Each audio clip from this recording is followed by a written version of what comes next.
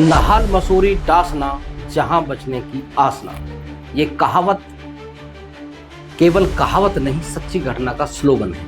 ये स्लोगन जब प्रचलित हुआ, जब 1947 में सांप्रदायिक दंगे भड़क रहे थे, उसी समय जब गढ़गंगा मेले से वापसी हो रहे श्रद्धालुओं से भरी ट्रेन दिल्ली की तरफ जा रही थी। ट्रेन का ड्राइवर मुस्लिम बताया जाता है। उसने ट्रेन को नाहल मसूरी के बीच में रोक दिया और जोर जोर से शोर मचाकर क्षेत्र के लोगों को सूचित कर दिया, जिसके बाद मुस्लिम कट्टरपंथियों ने पूरी ट्रेन को काट दिया। उसके बाद से कहावत पड़ गई कि नाहल मसूरी डासना जहां बचने की आसना। हर हर महादेव मित्रों, मैं छोटा नरसिंहानंद अनिल यादव एक बार फिर स्वागत करता हूं आप सभी। आज हम विश्लेषण करने जा रहे हैं नाहल मसूरी में जो पुलिस टीम पर कट्टरपंथियों द्वारा हमला करके सिपाही को बेदर्दी से मार दिया। आज हम बात करेंगे उत्तर प्रदेश के 3 गंभीर मामलों की, जो न केवल कानून व्यवस्था पर सवाल खड़ा करते हैं, बल्कि पुलिस प्रशासन, जातीय समीकरण और सरकार की कार्यप्रणाली पर भी गहरे सवाल खड़े करते हैं। ये मामले हैं नंबर 1, 24 मई 2025 को गाजियाबाद के नाहल गांव में पुलिस पर हमला, जिसमें सिपाही सौरभ देसवाल की हत्या हुई। नंबर 2, 4 अक्टूबर 2024 को गाजियाबाद के शिव शक्ति धाम डासना पर इस्लामिक कट्टरपंथियों का हमला। और नंबर 3 दिसंबर 2018 को बुलंदशहर के शाना में हुई हिंसा, जिसमें सुमित चौधरी और थाना प्रभारी सुबोध सिंह की मौत हुई। इन तीनों मामलों का विश्लेषण करेंगे और 4 से 5 बड़े सवालों की जवाब तलाशेंगे। नंबर 1, क्या पुलिस कट्टरपंथियों को छोड़कर केवल हिंदू कार्यकर्ताओं पर कार्रवाई करती है? नंबर 2, क्या पुलिस प्रशासन जातीय समीकरणों के आधार पर काम करता है? नंबर 3, क्या उत्तर प्रदेश के अधिकारी बेलगाम हो चुके हैं? नंबर 4, क्या कुछ अधिकारी अपनी झूठी वाहवाही लूटने के लिए सरकार की छवि को नुकसान पहुंचा रहे हैं? और नंबर 5, क्या शासन का रुख वास्तव में हिंदूवादियों के विपरीत? आइए बात शुरू करते हैं। सबसे पहले बात करेंगे बुलंदशहर के शाना में 3 दिसंबर 2018 को हुई हिंसा। इस दिन महाव गांव के खेतों में 30 से 35 गोवंशों के अवशेष मिले। स्थानीय किसानों और हिंदू संगठनों, आरएसएस और बजरंग दल के कार्यकर्ताओं ने चिंगरावटी चौकी पर ट्रैक्टर ट्रॉली में गोवंश के अवशेष रखकर प्रदर्शन शुरू कर दिया। इस दौरान बुलंदशहर में एक बड़ा मुस्लिम इज्तिमा चल रहा था, जिसमें लाखों लोग शामिल थे। लोगों का मानना है कि गोवंश की हत्या उसी इज्तिमा से जुड़ी थी, क्योंकि आसपास के सारे गांव हिंदू बाहुल्य हैं। प्रदर्शन के दौरान पुलिस ने स्थिति को नियंत्रण करने की बजाय सीधे गोलीबारी शुरू कर दी। इसमें 22 साल का सुमित चौधरी, जो एनडीए की तैयारी कर रहा था, उसके सीने में सीधे गोली लगी और मौके पर ही उसकी मृत्यु हो गई। यह सबसे बड़ा सवाल है कि भीड़ को नियंत्रित करने के लिए विशेषज्ञ बताते हैं, यदि गोली चलानी पड़े तो पहले हवा में चलाई जाती है, यदि भीड़ अनियंत्रित है तो पैरों में चलाई जाती है, और उसमें भी ज्यादातर रबड़ बुलेट का प्रयोग किया जाता है। लेकिन यहाँ ऐसा कुछ भी नहीं हुआ और गोली सीधी सीने में मार दी गई। इसके बाद भीड़ उग्र हो गई और चिंगरावटी चौकी को आग के हवाले कर दी। इस हिंसा में थाना प्रभारी सुबोध सिंह की भी मृत्यु हो गई। लेकिन चौंकाने वाली बात यह है कि मीडिया और प्रशासन ने सुबोध सिंह की मौत को तो प्रमुखता दी, लेकिन सुमित चौधरी और गो हत्या का नाम तक भी नहीं दिया। सुबोध सिंह सपा सरकार में पिसाड़ा कांड में जांच अधिकारी रह चुके हैं। ये बहुत बड़ा चर्चित मामला था उस समय का, जो सपा सरकार था, और ये मामला भी गो हत्या से जुड़ा था और सपा सरकार इसे यूएन तक लेकर गई। उसके बाद भी सुबोध को भाजपा शासन में चार्ज पर रखा गया, जबकि सुबोध का ट्रांसफर पूर्वांचल में पहले ही हो चुका था। क्या ये जातीय समीकरण का हिस्सा तो नहीं? ये सवाल आपके सामने आता है। तत्कालीन एसएसपी ने 7-8 गांवों को उजाड़ दिया, कठोर कार्रवाई की, सैकड़ों लोगों पर मुकदमे दर्ज कर दिए, यहां तक कि मृत सुमित को भी दंगा और हत्या का अभियुक्त बना दिया। गांव महाव के पूर्व प्रधान राजकुमार सिंह, जिन्होंने पुलिस को यह सूचना दी थी कि उनके खेत में गोवंश के अवशेष मिले, पुलिस को फोन करके बताया था, उन्हें भी जेल भेज दिया। इस पर किसी जनप्रतिनिधि की कोई बात नहीं चली, ना सुनी गई और शासन को, पुलिस प्रशासन ने गलत रिपोर्ट भेज दी। इस मामले में पुलिस ने गोवंश हत्या की जांच को दबा दिया और हिंदू कार्यकर्ताओं पर रासुका की कार्रवाई कर दी। क्या यह कार्रवाई निष्पक्ष थी? क्या पुलिस ने केवल हिंदू संगठनों को निशाना बनाया, जबकि गोवंश हत्या के असल दोषियों पर कोई कार्रवाई नहीं हुई?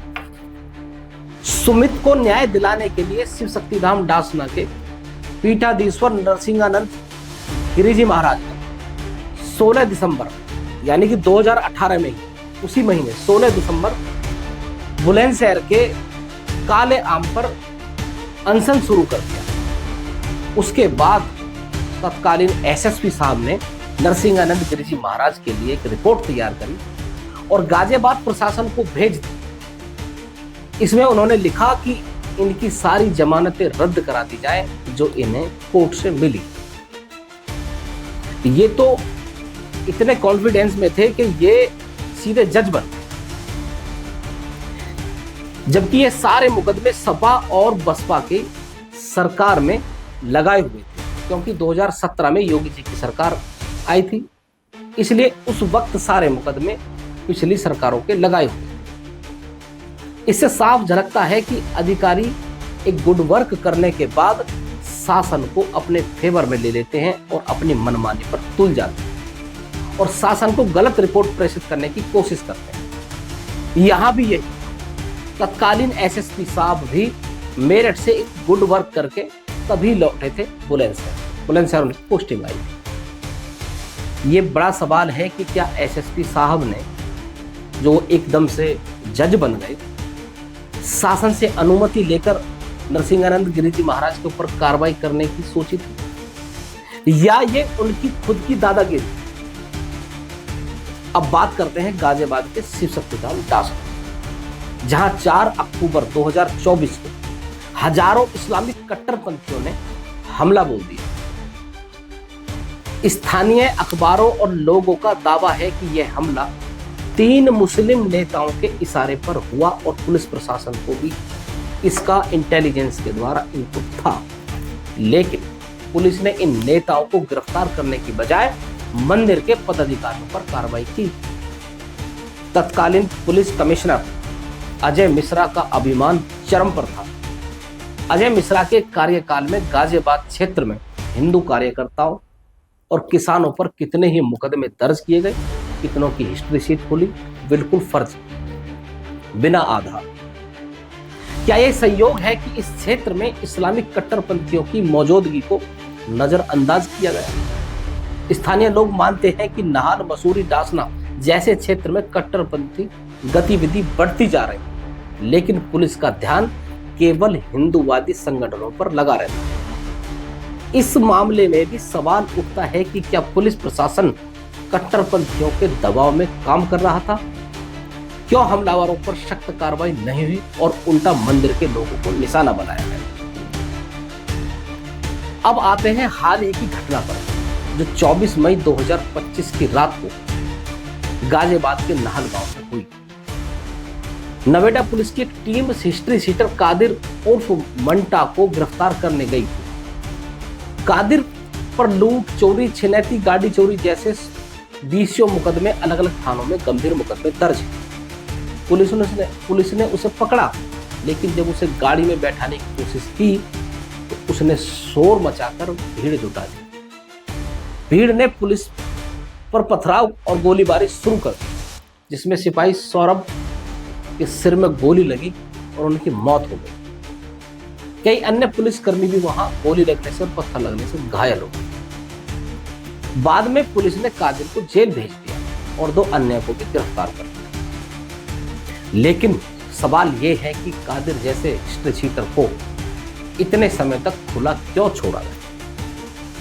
बताया जाता है कि कादिर बंटा की हिस्ट्री शीट पहले से नहीं खुली हुई, और यदि खुली थी तो पूर्व जो पुलिस आयुक्त पुलिस कमिश्नर अजय मिश्रा थे, उनका कार्यकाल लगभग 2.5 साल रहा।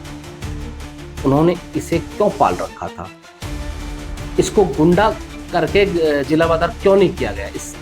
इसके ऊपर सख्त कार्रवाई क्यों नहीं की गई? जबकि नाहल के बाहर जो नहर है उस पर अजय मिश्रा के कार्यकाल में दर्जनों से ज्यादा पुलिस मुठभेड़ दिखाई गई।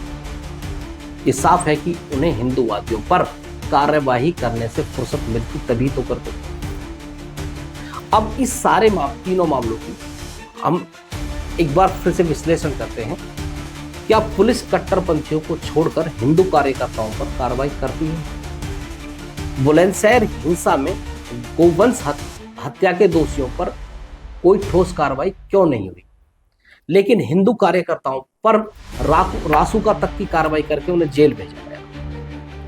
डासना मंदिर हमले में हमलावरों को छोड़कर मंदिर पदाधिकारियों पर कार्रवाई हुई।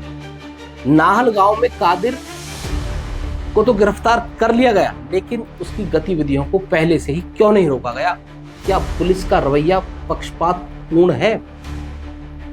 क्या पुलिस प्रशासन जातीय समीकरणों पर काम करता है? क्योंकि सौरभ और सुमित चौधरी दोनों एक ही बिरादरी के थे। सुमित को मृत्यु के बाद अभियुक्त बनाया गया और उसका नाम तक भी चर्चा में नहीं आया। सौरभ की हत्या के बाद कुछ गिरफ्तारियां हुई, लेकिन क्या यह कार्रवाई पर्याप्त? या जाति समीकरणों के कारण कुछ मामलों में ढिलाई बरती जा रही? या ऐसा समझे कि यहाँ जितने भी गांव थे वो सब कट्टरपंथियों के हैं, इसलिए पुलिस ने कोई कार्रवाई नहीं की? और बुलंदशहर में सारे जो गांव थे वो सब हिंदू थे। क्या यूपी पुलिस के अधिकारी बेलगाम? बुलंदशहर में पुलिस ने बिना जांच के सैकड़ों लोगों पर मुकदमे दर्ज किए थे। डासना और नाहल में भी पुलिस की तैयारी और कार्रवाई दोनों पर सवाल उठ रहे हैं। दूसरे जिले की पुलिस ने सूचना क्यों नहीं दी? क्या अधिकारियों की मनमानी और झूठी वाहवाही लूटने की प्रवृत्ति सरकार की छवि को नुकसान पहुंचा रही है?